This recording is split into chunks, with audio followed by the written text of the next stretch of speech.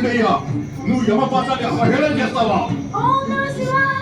ఇదే కాచుకో నా గణ ప్రహారం నుంచి. ఓం నమః శివాయ.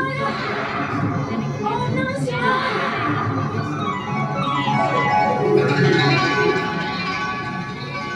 యమరాజా, ప్రభు, పరమేశ, నిష్ఠా భక్తులతో శివారాధన చేసే బాల మార్కండేయుడిపై పాశాన్ని వేసేందుకు నీకు సాహసం ఎలా వచ్చింది?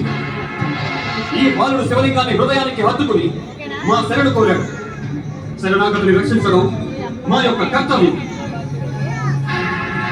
అయితే నీకు ఈ నిజం తెలియదుగా.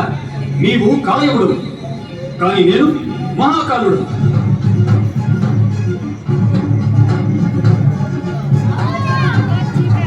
మా యొక్క నిష్ఠా భక్తులలో చరణ స్థాయిని పొందిన ఈ బాలుడు మార్కండేయుడు శివకృప వల్ల అవధుడయ్యాడు. ఓ శివశంకర, ఓ మహేశ, ఓ పరమేశ, మీరు మృత్యు యొక్క అటల నియమాన్ని శ్రద్ధతో పాలిస్తున్నారు.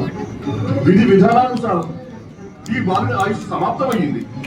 ఒకవేళ విధానం ద్వారా నిర్ధారిత సమయానికి తన ప్రాణాలను తీయకపోతే మీరే నన్ను కర్మ విముఖుడని దండించేవారు కదా. తప్పకుండా ఇస్తాం.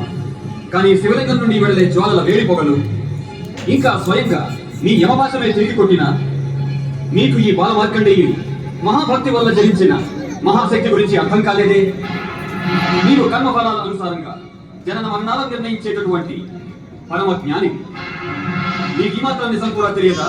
ఈ సృష్టి యొక్క రక్షణ అది మా యొక్క లీలయేనని, నిత్యం శివభక్తిలో గడిపే వారికి సదా సుఖం చేకూర్చడం ఈ సృష్టి యొక్క మా యొక్క అటల నియమం. నాకు తెలుసు పరమేశ, నాకు తెలుసు. అయితే నీకు ఇది కూడా తెలిసే ఉండాలి. ఒక జీవాత్మ తన జీవితాన్ని మాకు సమర్పించి వశం చేస్తే మా యొక్క ఆనందాన్ని పెంపొందించి మాకు అత్యంత ప్రియుడవుతాడు. ఇటువంటి నీతి బోధనలు పునరావృతం చేయాలా యమరాజా? అక్కర్లేదు మహేశ, ఈ దాసులపై కృప చూపి తమరు ఆజ్ఞాపించండి.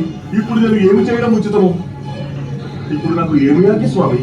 ఇప్పుడు ఇక యమలోకానికి వెళ్ళు. అక్కడి వ్యవస్థను సరిగా పాలించు. మీ యొక్క లెక్కలలో తప్పులు సృష్టిలో అనర్థాలకు కారణం కావచ్చు. మాకు పూర్తి నమ్మకం భవిష్యత్తులో ఎన్నడూ నీవు కర్మవిముఖుడివి కావాలి. నా యొక్క దుర్గుతనానికి నన్ను క్షమించండి పరమేశ. ఇక ముందెప్పుడు అలా జరగదు. ప్రణామం పరమేశ, ప్రణామం.